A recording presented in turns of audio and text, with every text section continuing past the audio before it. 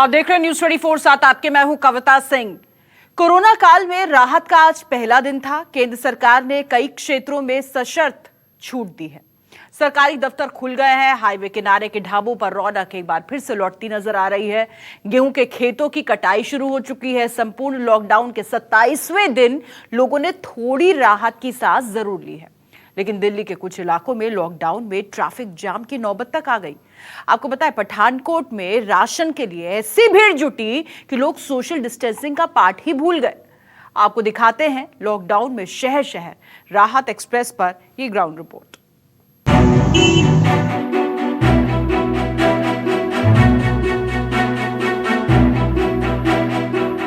20 अप्रैल 2020 corona काल में 24 मार्च से जारी संपूर्ण लॉकडाउन के बाद देश के कुछ इलाकों में सोमवार की सुबह की शुरुआत थोड़ी हलचल और राहत के साथ हुई।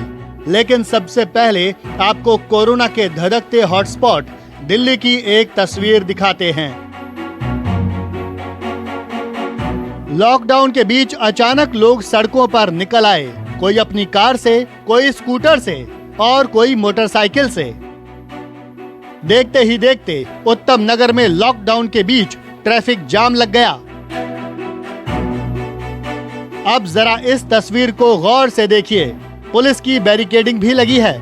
मुंह पर मास्क लगाए एक पुलिस वाला भी खड़ा है, लेकिन किसी को रोक नहीं रहा। इस तस्वीर को देखकर ऐसा लग रहा है जैसे लॉकडाउन पूरी तरह खत्म हो गया है। सड़कों पर सोशल डिस्टेंसिंग का भी पालन नहीं किया जा रहा है। पठानकोट, पंजाब।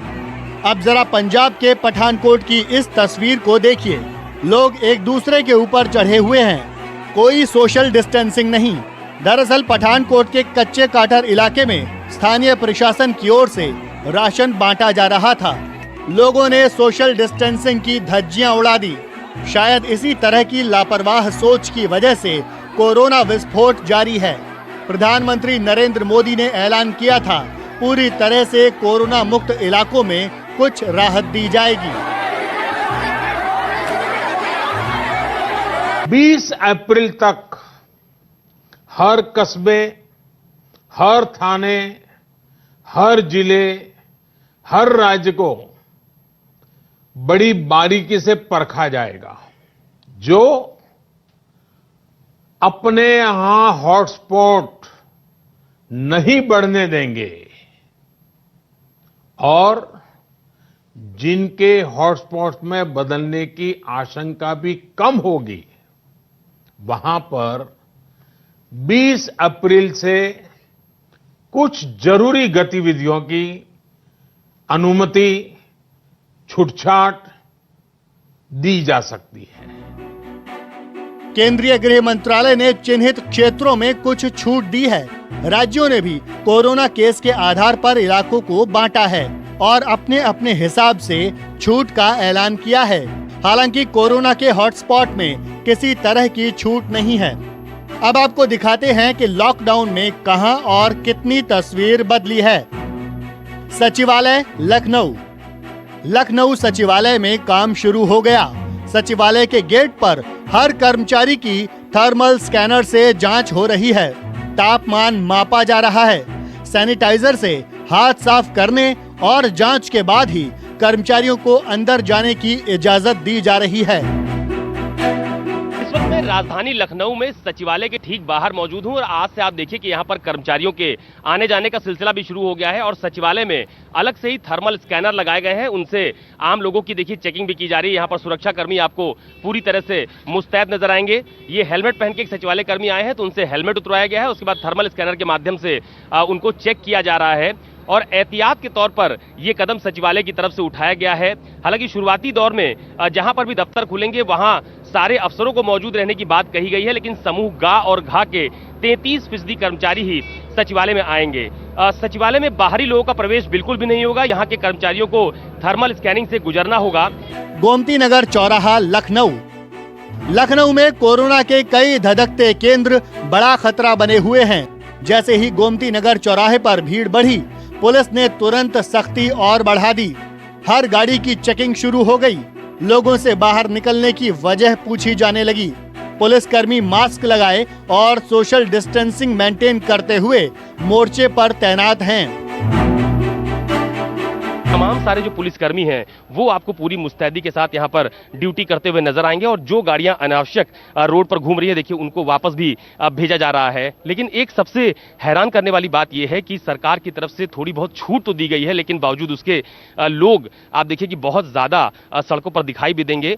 जो पुलिस अधिकारी हैं, कर्मचारी हैं, वो पूरी सख्ती से उसका पालन करवाने की कोशिश कर रहे हैं। तमाम सारी जो गाड़ियां हैं उनको रोका जा रहा है, उनके पास चेक किए जा रहे हैं और जो लोग गाड़ियों में मौजूद हैं उनके भी पास यहाँ पर चेक किए जा रहे हैं। तो सख्ती से लॉकडाउन का पालन कराने के जो निर्देश योगी आदित्यनाथ की तरफ से लगातार अपनी बैठकों में दिए जा रहे हैं और ये कहा जा रहा है कि अगर लोग सड़कों पर निकलते हैं तो लॉकडाउन का सख्ती से पालन कराया जाए। तो राजधानी लखनऊ में वो सख्ती फिलहाल बहुत ज्यादा देखने को मिल रही है। जो गाड़ियां जरूरी हैं वो जा रही हैं, बाकी सारी गाड़ियों को रोक के वापस किया जा रहा है। जो अनावश्यक जा रहे हैं सभी के पासेस चेक किए जा रहे हैं और जितना पहले जो स्थिति थी, क्योंकि कोई नया ऑफिस अभी नहीं खुला है, तो जो यथावत स्थिति है उन्हीं लोगों को देखा जा रहा है। जो अपनी आवश्यक वस्तुएं लेने घर से जा रहे हैं या चिकित्सा के कारणों से जा रहे हैं उन्हें ही जाने दिया जा रहा है। सरकार ने हाईवे किनारे के ढाबों को खोलने की इजाजत दे दी है, लेकिन अयोध्या लखनऊ हाईवे के किनारे का ये ढाबा नहीं खुल पाया क्योंकि इसमें काम करने वाले कई कर्मचारी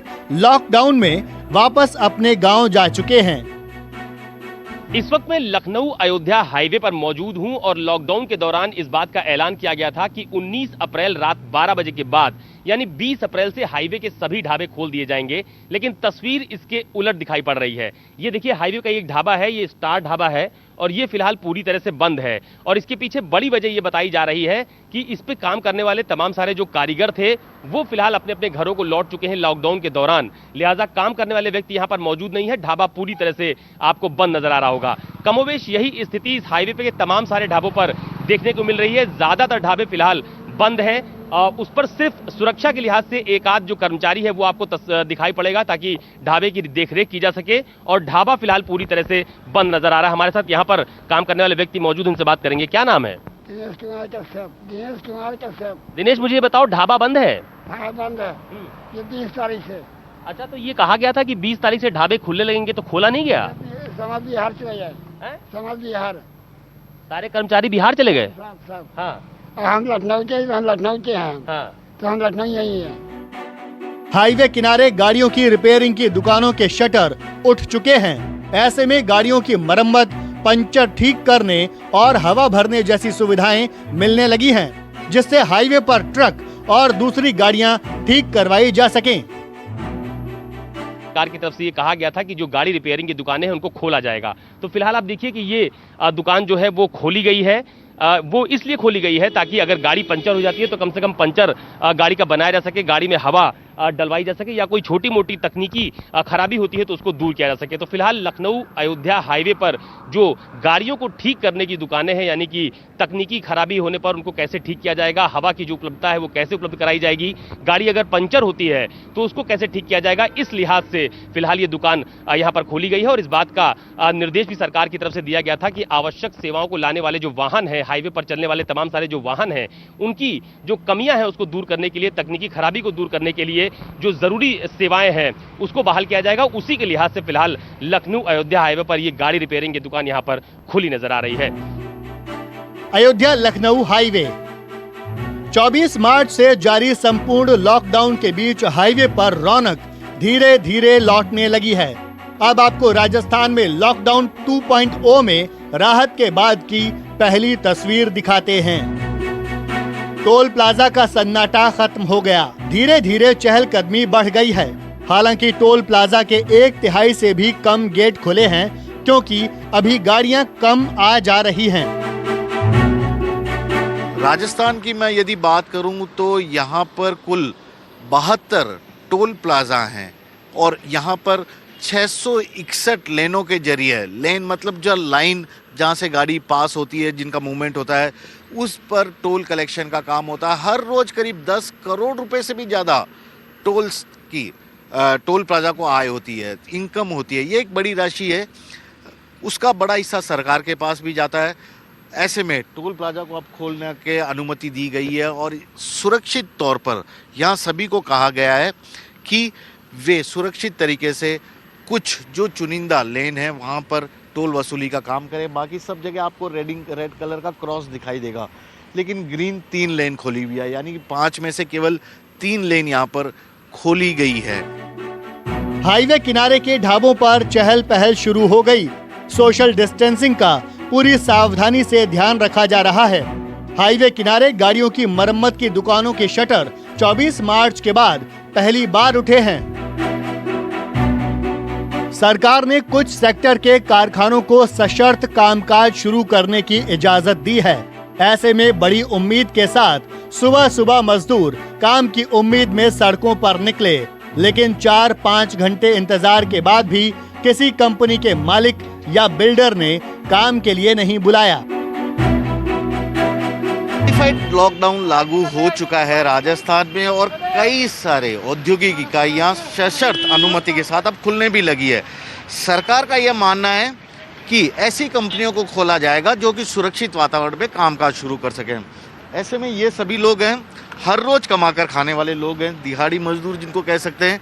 इन्हें उम्मीद थी कि सुबह सुबह इन्हें एक अच्छी खबर मिलेगी, जो मालिक हैं कंपनियों के वे उन्हें यहाँ से ले जाएंगे। हर रोज की तरह ये यहीं इसी आस में पहुंच जाते थे और आज सबसे ज्यादा इन लोगों को आस थी। भाई साहब, कोई कितनी देर से खड़े हो और क्या कोई आया आपको आज? जी सुबह से कोई नहीं आया, सुबह से ही खड़े हम करीबन कोई 7 बजे करीब से। ये सब काम के लिए आ रखे हैं। सब काम के लिए आ रहे हैं जी। तो फिर कोई आया ही नहीं, अब क्या करोगे? अब देखेंगे सर, कुछ खाना पीना मिलेगा, वरना यही सोएंगे। प्रधानमंत्री मोदी पहले ही ऐलान कर चुके हैं कि लॉकडाउन 2.0 में मामूली छूट कड़ी शर्तों के साथ दी जा रही है। लॉकडाउन में रियायत उन्हीं इलाकों को दी जा रही है जहां 20 अप्रैल तक कोरोना का कोई मामला सामने नहीं आया। वहीं 20 अप्रैल के बाद भी अगर कोई मामला सामने आता है तो छूट वापस। चंडीगढ़ से विशाल एंग्रीश, दिल्ली से विनय सिंह, जयपुर से KJ श्रीवत्सन के साथ अशोक तिवारी, लखनऊ, न्यूज़ 24।